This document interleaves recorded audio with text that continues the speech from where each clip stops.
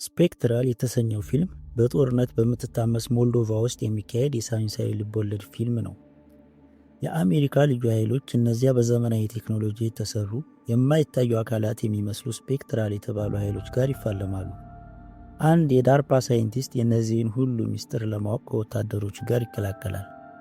እናም ዋና ችግር የሆነባቸው እነዛ የማይታዩ ስፔክትራል የተባሉ ኃይሎች ወታደሮቹን ያለምንም ድንገተኛ ሁኔታ እየገደሉ መሆናቸው ነው። ዶክተር ክላይን የእነዚህን ሚስጥር ለማወቅ ከወታደራዊ ቡድኑ ጋር በመሆን ውስብስብ ምርመራ ያደርጋል። ችግሩን ለመፍታት የሳይንሳዊ እውቀታቸውና ወታደራዊ ስልቶችን ያጣምራሉ። እናም ወታደሮቹ ወደ ጨለማው ክፍል ዘልቀው ይገባሉ። ከስፔክትራል ፍጥረቶቹም ጋር ይፋለማሉ። ማክ የሚባለውም ወታደር በዛ ፍልሚያ ላይ ሕይወቱን ያጣል። በተጨማሪም ሳይንቲስቶቹ የፍጥረቶቹን ምንጭ ለማወቅ ይሞክራሉ። እናም አንድ ጠቃሚ መረጃ ያገኛሉ። በተለይ ደግሞ የስፔክትራል ፍጥረቶችን ምንነትና እንዴት እንደተፈጠሩ ፍንጭ ያገኙበታል። ሳይንቲስቶቹም የስፔክትራል ፍጥረታትን መናፍስት ሳይሆኑ በሰው ሰራሽ መንገድ የተፈጠሩ የጦር መሳሪያዎች መሆናቸውን ይረዳሉ። እነዚህ ፍጥረታት በልዩ ሙከራዎች አማካኝነት የተፈጠሩ ናቸው። ይህ ግኝት ወታደሮቹን ፍጥረታቸውን እንዴት መዋጋት እንዳለባቸው አዲስ እቅድ እንዲነድፉ ይረዳቸዋል። ስፔክትራሎቹን ለማየት ወታደሮቹ ልዩ የሙቀት ዳሳሽ መነጽሮችን ይጠቀማሉ። እነዚህ በሰው ዓይን የማይታዩትን የሙቀት ምልክቶችን እንዲያዩ ይረዳቸዋል። ለዚህ ደግሞ በጀርባቸው የሚሸከሙት ትልቅ የባትሪ ጥቅል ያስፈልጋቸዋል። ዶክተር ክላይንም ስፔክትራሎቹን የሆነ የብረት ቁርጥራጭ የሚመስል ነገር እንዳያልፉ ሲያግዳቸው አይቶ ነበር።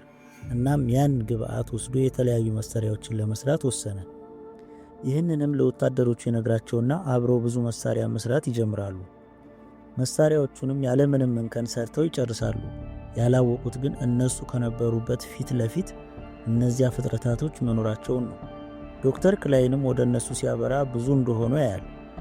ፍጥረታቶቹም እነሱን ወዲያውኑ ነበር ያያቸው። ክላይንና አባላቶቹም ከዛ ቦታ መሸሽ ይጀምራሉ። ስፔክትራሎቹም ብዙ ስለነበሩ ቡድኑን ማጥቃት ይጀምራሉ።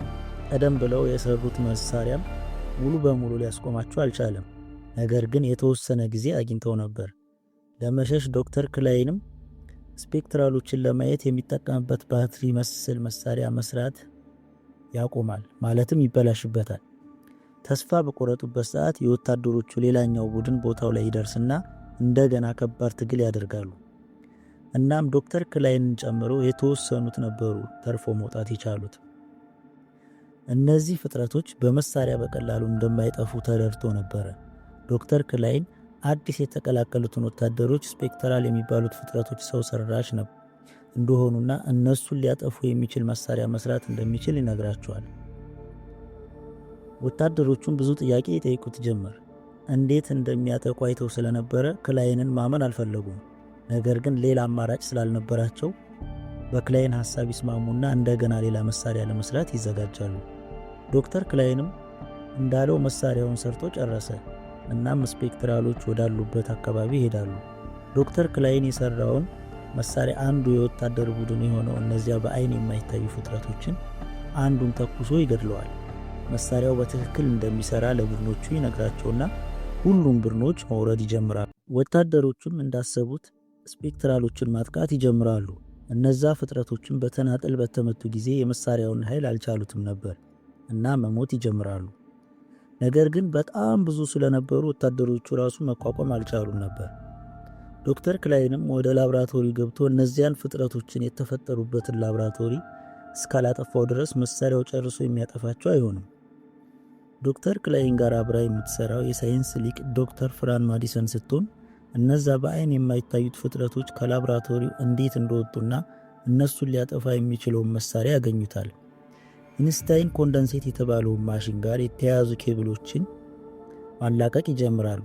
በዚህ ጊዜ ወታደሮቹ ቡድኖች ከፍተኛ ውጥረት ውስጥ ይገባሉ።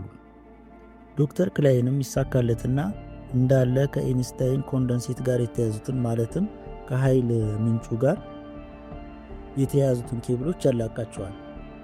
የዚህን ጊዜ እነዛ በአይን የማይታዩ ፍጥረቶች እንዳለ መሞት ይጀምራሉ።